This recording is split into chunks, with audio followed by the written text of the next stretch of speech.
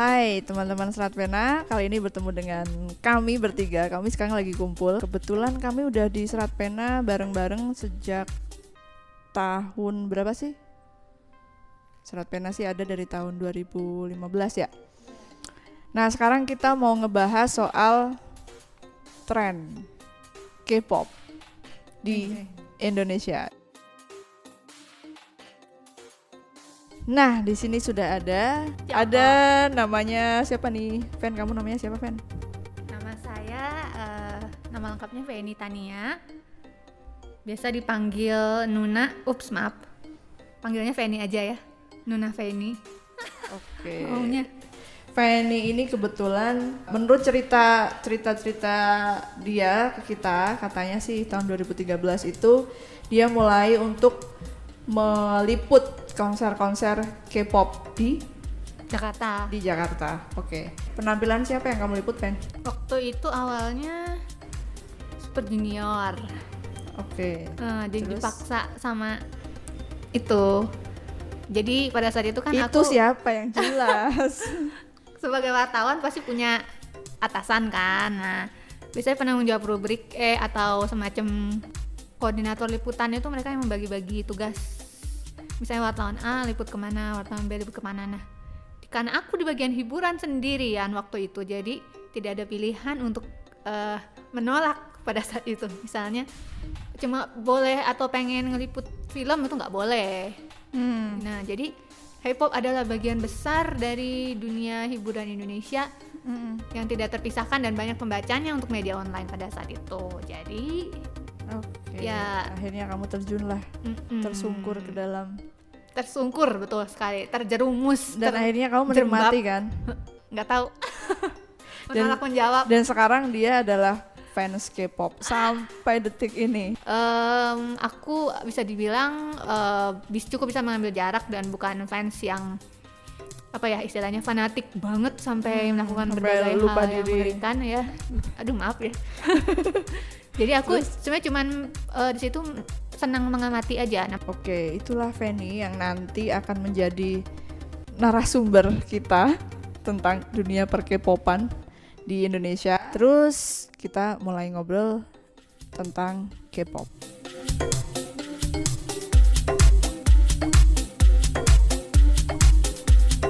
Nah, bersama saya Di, dan saatnya kita tanya-tanya ke Feni soal K-pop. Fen, gimana sih Fen waktu kamu ngeliput K-pop? Ya kita ngomongin yang konser kamu nonton Suju aja ya. Itu kondisinya di sana gimana sih? Tolong gambarkan ke kami yang nggak ngerti. Situasinya tuh sebenarnya di sana tuh seseru apa? Gimana Fen? Kepada Mbak Di yang singkat sekali namanya ya, pendengar. Nggak ada penggemar, belum ada penggemar. Ya udah, Mbak Di aja berarti. Nah, Mbak Di pernah nonton konser nggak Mbak? Konser apa nih? Slank saya pernah. Nah, kalau coba gambarkan konser slang dalam satu kalimat. Puas. Kenapa? Karena ya soundnya enak. Terus lagu-lagunya kita kenal dan bisa ikut nyanyi bareng-bareng. Nah, sekarang kamu yang jawab. Kok kamu balik nanya sih? Gak apa-apa dong. Apakah ini kena penalti? Enggak lah ya. Enggak, jadi aku mau bandingin sama pengalamannya Di pun. Kan ada sesuatu yang menarik dari sebuah konser itu, salah satunya nyanyi bareng ya.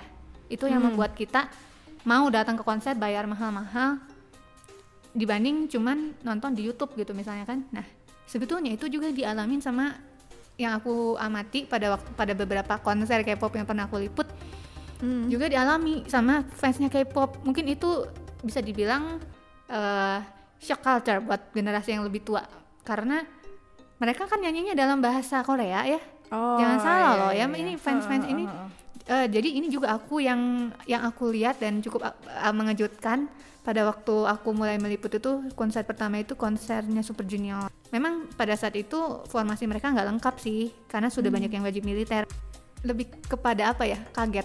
Saking kagetnya, pertama ngeliat orang lumayan penuh waktu itu di Mata Elang. Oh bukan, iya benar, di Mata Elang International Maze Ancol. Karena konser K-pop itu penataan panggungnya tuh menarik sih, unik. Jadi mereka tuh bisa ganti-ganti. Kadang ada yang nggak statis gitu panggungnya, cuman di situ aja gitu. Atau paling improve. Kalau artis biasa tuh kan paling maju ke depan. Ini enggak, ini tuh jadi ada ya pergantian. Jadi kayak kadang-kadang melingkar di tengah gitu. Terus kadang-kadang ada sub panggung kecil gitu. Yang munculnya tuh ada 2 misalnya, dan itu bisa jalan panggungnya tuh gitu, bisa melingkar mengelilingi gitu, mengelilingi penonton. Ngerti. Gitu. Aku kayaknya bisa bayangin lah, kayak di TV-TV gitu lah ya. Jadi semacam apa ya, fans tuh semakin apa ya, merasa disapa gitu. Jadi mereka tuh memang sudah menyeting fan service, pelayanan buat terbaik buat penggemar dalam setiap produk. Setiap K-pop. produk maksudnya berarti bukan cuma konser. hanya musik ya? Betul banget. Jadi kembali ke konser tadi, tata panggungnya menarik, unik. Jadi selain bisa bergerak, misalnya ada sub panggung, terus ada yang dari atas kadang-kadang gitu kan. Nah, Maze itu waktu itu sebenarnya apa ya istilahnya tadi, memenuhi syarat itulah gitu. Nah, terus yang bikin aku kaget, suara teriakan penggemarnya yang mungkin lebih dari 5.000 kali ya kapasitas Maze itu, lebih kenceng daripada musiknya. Terus bagaimana orang bisa menikmati itulah konsernya? Jadi mungkin kalau ditanya apa yang membuat menikmati, itu tergantung individunya kali ya. Jadi kalau yang datang adalah fans berat yang sudah memang mengikuti idol itu, ketika akhirnya datang bersama-sama, yang membuat seseorang menikmati konser itu adalah pertama, kamu ketemu ribuan orang lain yang punya rasa yang sama gitu ya. Betul. Terus bisa nyanyi bareng-bareng rame-rame. Terus konser bukan sekedar menikmati sajian yang ditampilkan di panggung, tapi fansnya tuh juga aktif. Jadi bukan cuma nyanyi, fans itu nyediain yang namanya project. Jadi project itu gini, misalnya mereka sudah merencanakan tuh, biasanya tuh ada fan base-nya. Nah, tapi memang sih nggak semua secara ideal 5.000 kompak, nggak. Memang mungkin hanya sebagian gitu ya, beberapa ratus atau puluh. Tapi ini tuh memberi dampak. Jadi kayak misalnya mereka kompak, mereka tuh banyak kan udah tahu setlist lagunya apa, karena mereka saling tuker info dengan fans dari negara lain. Dan nggak akan jauh beda gitu biasanya.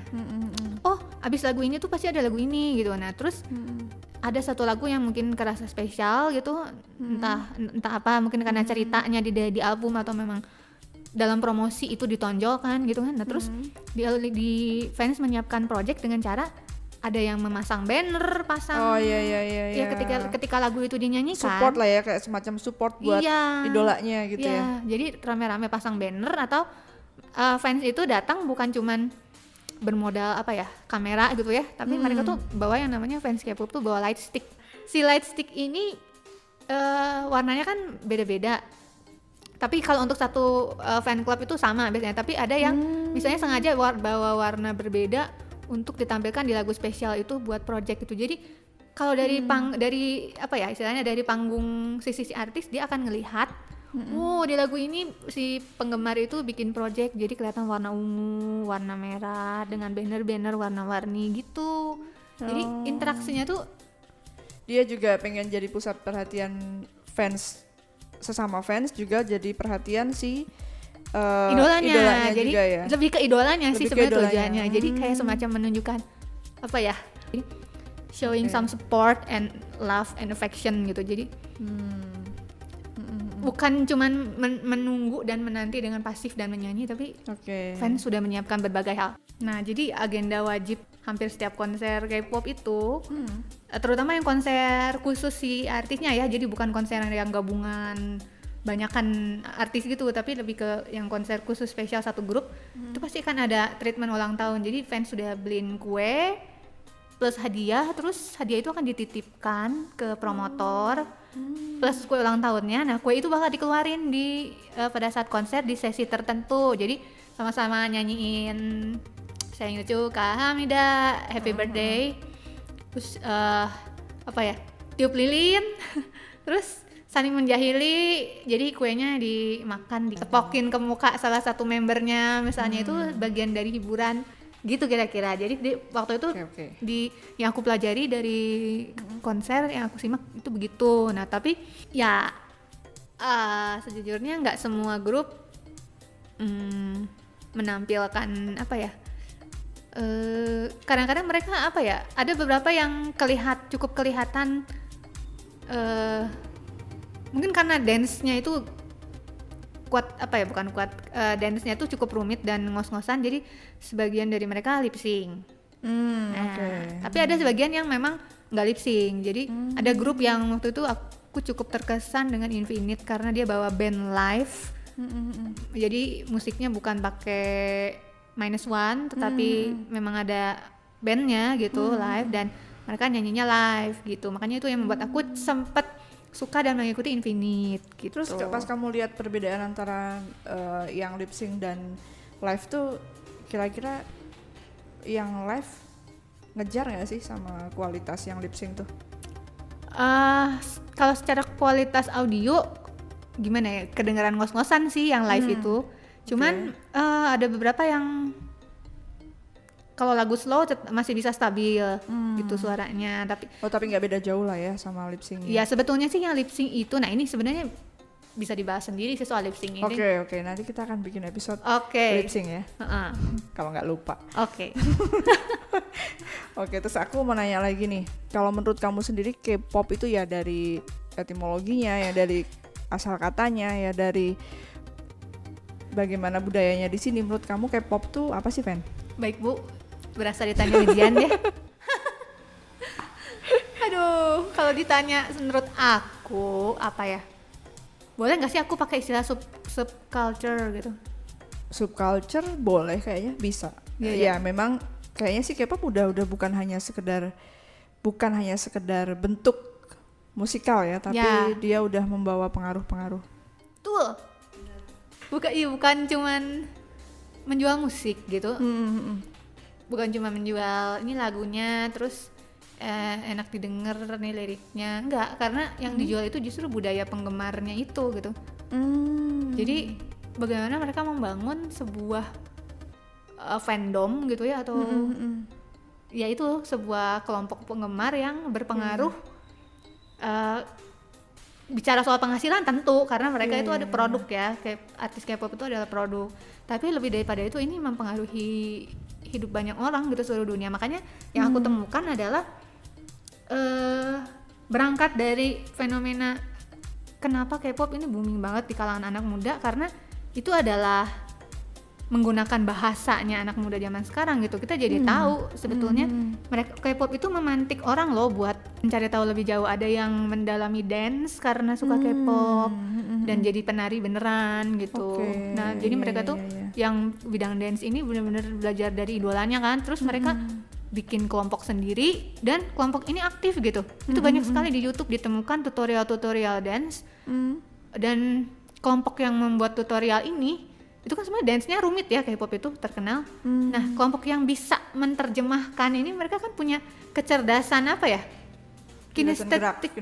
Iya, yang lebih rata-rata kalau menurutku. Karena sok bayangin, aku sendiri ngerasa sulit loh untuk meniru dance hanya dengan menonton, apalagi kita kan mirroring ya. Orang nari kiri ke kanan gitu, kita ngelihatnya kanan ke kiri gitu kan. Nah, itu sulit. Jadi menurutku orang-orang penggemar yang bisa belajar menerjemahkan dan mengelaborasikan lalu mengajarkan kepada orang lain, menjabarkan dan mengajarkan, itu ada kecerdasan kinestetiknya tinggi kalau menurutku. Terus dan lebih lanjut lagi, kelompok-kelompok yang eksis di YouTube ini mereka rajin membuat tutorial. Setiap kali idola apa yang baru ngeluarin lagu baru, dance baru, mereka keluarkan tutorialnya, meskipun misalnya nggak full, cuman berapa menit atau bagian apa chorus atau verse-nya doang gitu, tapi itu tuh yang view-nya banyak banget, berapa juta gitu, bisa dari ratusan ribu sampai berapa juta. Terus kelompok ini juga aktif nari di berbagai ajang gitu. Jadi setauku aku lupa namanya apa ya.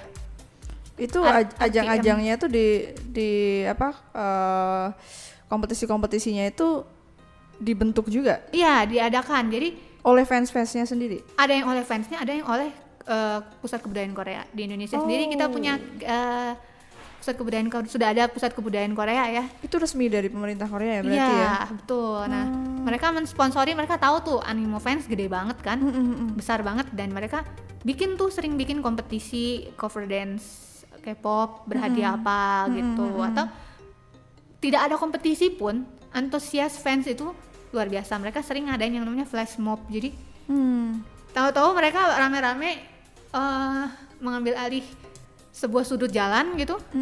Mungkin aku nggak tahu kalau di Jakarta ya, kayaknya agak jarang sih, tapi kalau aku lihat di Eropa itu banyak yang seperti itu.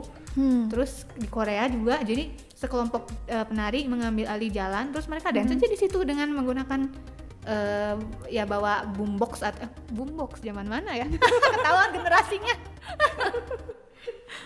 Membawa semacam recorder atau pemutar musik portable gitu, terus dance aja di situ gitu, dan itu didokumentasikan, diupload lagi ke YouTube. Nah, itu tuh benar-benar membangun culture yang apa ya? Beranak lagi gitu, dan itu yang membuat sebuah tren.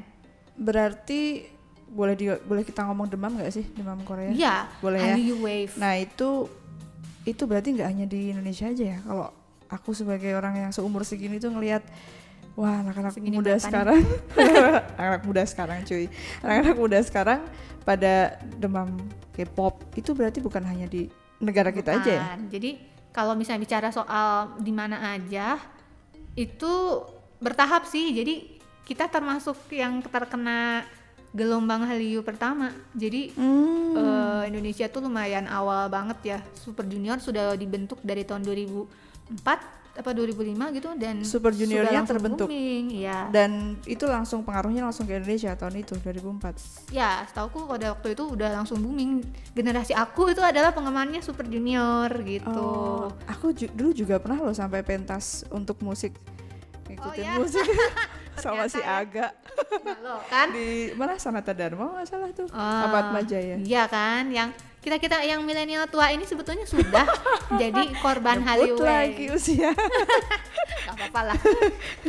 Bongkar semua. Nah, jadi dan sebelum Super Junior sebetulnya kan ada generasi pertama tuh, semacam artisnya kayak Boa misalnya. Iya, Boa. Kan, terus Kangta. Kalau dari SM tuh SES itu 90-an, itu terlalu lama lah. Boa itu udah generasi 2000-an. Masih lihat nih Boa. Berarti nah aku kan termasuk generasi awal ya. Iya kan, Boa tuh booming banget pas nyanyiin lagu Inuyasha kan, sekitar awal tahun 2000-an. Nah itu tuh sebenarnya sudah apa ya, proses penetrasi ke Indonesia tuh sudah lancar banget sejak awal kita ini. Nah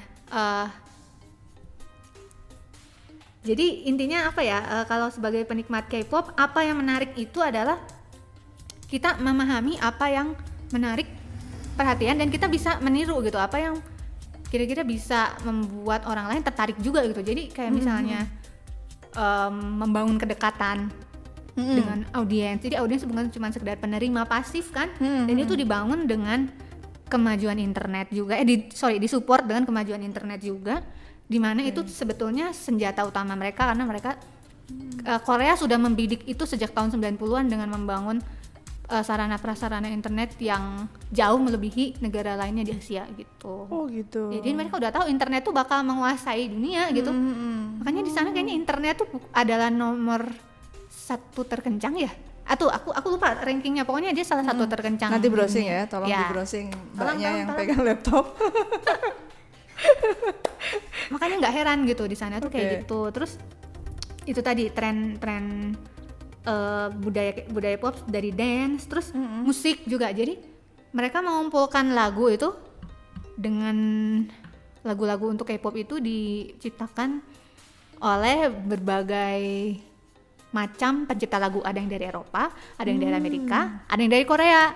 Oh, mereka melibatkan banyak orang di luar negaranya ya? Yes. Nah, biasanya agensi-agensi tergantung agensinya ya kalau bicara soal jumlah. Tapi yang the big three yang terbesar itu agensi K-pop yang udah terkenal itu YG Entertainment, SM Entertainment, sama JYP. Nah, SM Entertainment salah satu agensi terbesar yang membawahi Boa, ya, Boa, Super Junior, SNSD, Red Velvet, sekarang EXO. Nah, ya, sekarang sih ada NCT ya. Nah, itu mereka tuh sering scouting tuh apa ya, mengumpulkan Oh ya, pencarian bakat, betul Pak Hendra. Terima kasih Pak Hendra. Kita perkenalkan juga Pak Hendra. Kita perkenalkan Pak Hendra yang ada di ujung sana. Penonton bingung, siapa ya? Pak Hendra mungkin bisa ditemui di Jalan Ganesha. Ya. Penghuni Ganesha pasti tahu Pak Hendra. Nah, kembali ke scouting tadi, pencarian bakat. Jadi mereka tuh semacam dibikinin camp khusus gitu loh. Dikumpulin dalam semacam acara gitu, kompetisi juga, jadi 10 terbaik gitu dibikinin camp. Dan dalam camp itu mereka harus semacam ayo bikinin lagu-lagu yang bagus. Nah dari situlah terkumpul lagu-lagu yang akhirnya dinyanyikan oleh Oppa dan Uni kalian itu adik-adik. Gitu. Kalau penggemar K-pop di Indonesia sendiri sebenarnya terbagi dalam banyak usia atau memang satu usia aja, atau semua usia itu punya kecenderungan yang sama, atau gimana, Fen? Supaya lebih seru, aku pengen nanya dulu nih sebagai sama di aku nanya balik sebentar dulu. Aku misalnya pengen tahu nih, menurut pengamatan orang awam yang nggak suka K-pop, kelihatannya K-pop tuh disukai sama siapa? Disukai sama anak-anak SMA, kuliah. Kayak gitu. Ada sih yang sampai umur 30-an masih suka, cuman nggak banyak. Oke. Kenyataannya penggemar K-pop itu umur 30 tuh banyak banget. 40 juga, bahkan umurnya 50 dan 60. Wow. Ya, orang Indonesia tuh. Ya, nggak kita gini. ngomong di Indonesia ya, di Indonesia, K-pop di Indonesia. Nah, jadi ya di Indonesia itu waktu konser itu aku pernah menemukan beberapa mohon maaf ibu dan bapak begitu ngantar anaknya konser, dan mereka kelihatannya ya usianya sudah 40 gitu. Nah, terus kalau di YouTube itu, kalau di luar Indonesia kemungkinan karena mereka pakai bahasa Inggris, jadi di setiap video klip K-pop itu selalu hampir ada yang mengaku kalau dirinya adalah nenek atau kakek, nenek sih kebanyakan, nenek yang menggemari grup itu, jadi umurnya mungkin sekitar 50-60, terus menggemari grup tersebut sama cucunya atau sama anaknya gitu. Jadi mereka bilang this group introduce me, my grandchild gitu ya, cucunya gitu, introduce me to this group gitu, karena mungkin cucunya sering muter lagu itu atau sering streaming video lagu itu dan penasaran kalian neneknya ini atau ibunya ini, dan akhirnya mereka jadi penggemar itu gitu loh. Gitu. Jadi bicara soal usia, memang betul banyak anak muda usia sekolah lah sama kuliahan yang lebih aktif buat di internet, menunjukkan eksistensinya gitu loh, aku fansnya ini gitu kan. Tapi kalau untuk sampai beli album itu ada cukup banyak juga ya, beberapa yang sudah mapan gitu dan memang mampu gitu buat bukan hanya mengandalkan uang jajan orang tua, tapi memang jadi fans K-pop itu harus bermodal sih memang. Itu sangat menentukan sebetulnya. Yang menentukan mereka itu misalnya usia 15 sampai usia 20 tahun itu kira-kira kalau dia ngefans sama K-pop, apa sih yang jadi titik tertarikannya tuh apa? Terus kalau usia di atas 30 yang menjadi titik ketertarikannya tuh apa? Nah, kalau menurut aku sih, menurut pengamatan aku, usia 15-20 itu rentan tertarik kepada fisik. Tidak dapat dipungkiri ya. Iya. Ini ganteng banget gitu kan, ya itu udah wajar lah. Tenang deh, kamu tidak sendiri. Iya, dan kamu tidak aneh gitu Kak. Banyak orang seperti itu. Nah, tetapi kalau untuk yang perempuan yang sudah lebih, kebanyakan perempuan ya penggemar K-pop itu. Laki-laki itu ada sebagian, tapi pasar yang disasar oleh grup K-pop laki-laki itu perempuan. Nah, kalau grup K-pop perempuan itu perempuan juga. Iya sih, iya loh. Jadi ada yang disebut dengan girl crush, konsep girl crush. Jadi cewek menampilkan perempuan gitu ya, cewek yang membuat perempuan lain tuh merasa, wah aku mau jadi seperti dia gitu. Jadi konsep bad girl gitu. Misalnya seperti grup yang dibentuk JYP Miss A misalnya, itu menampilkan konsep yang cewek mandiri yang apa ya, strong gitu, dan mereka juga punya lagu yang menunjukkan independensi sih. Nah terus apa ya, mungkin 21 ya untuk sebagian orang mungkin, tapi udah bubar sih sayangnya. 21 aku tahu itu. Beda-beda sih. Terus sekarang mungkin Red Velvet gitu, jadi grup yang kelihatan memiliki daya tarik feminisme atau bisa dibilang daya tarik seksual, tapi kalau untuk perempuan itu mereka melihat itu sebagai role model gitu. Jadi pasar perempuan tuh memang sangat jadi fokus gitu dalam K-pop.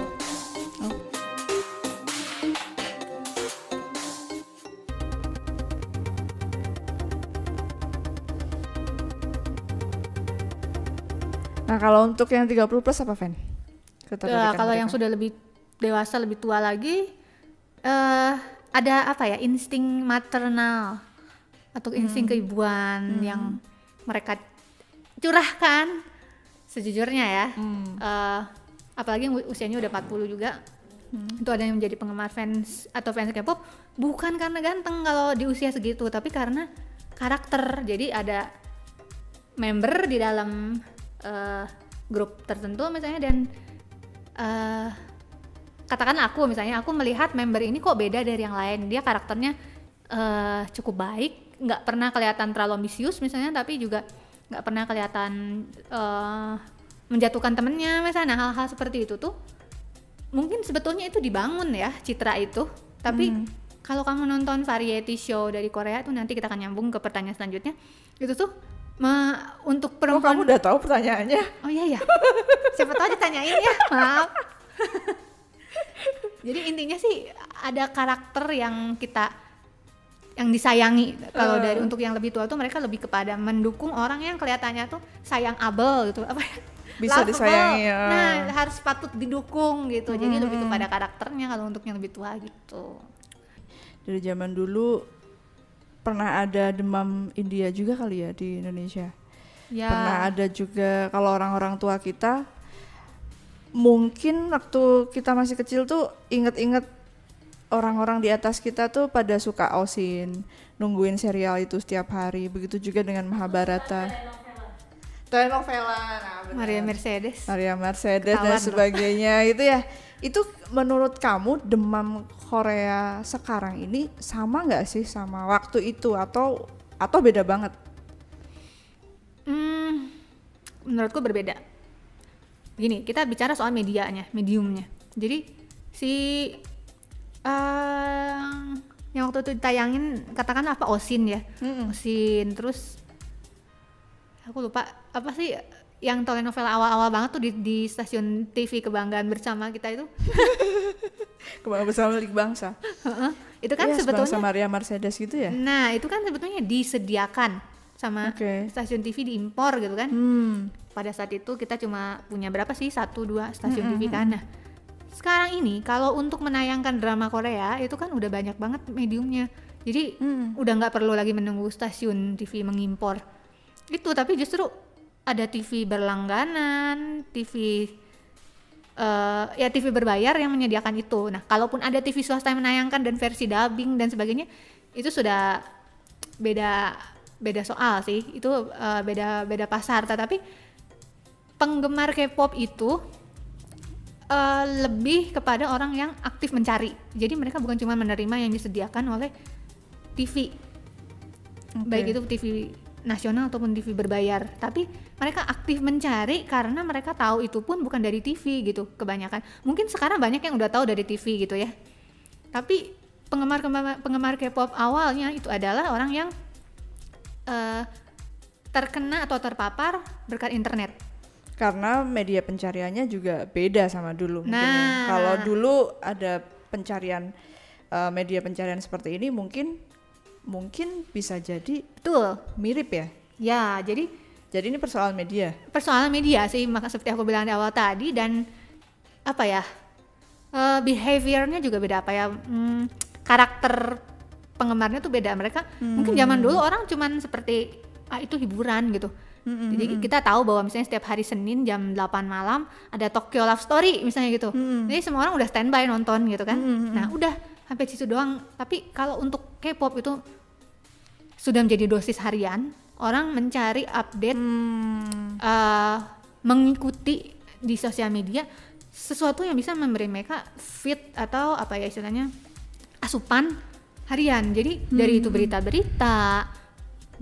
update gitu seputar proyek ya, mau itu terkait dengan musik, film, drama, peran dan lain-lain dari idolanya atau terkait keseluruhan juga gitu. Jadi mereka kudu tahu mana info yang bisa dipercaya atau enggak gitu sebetulnya.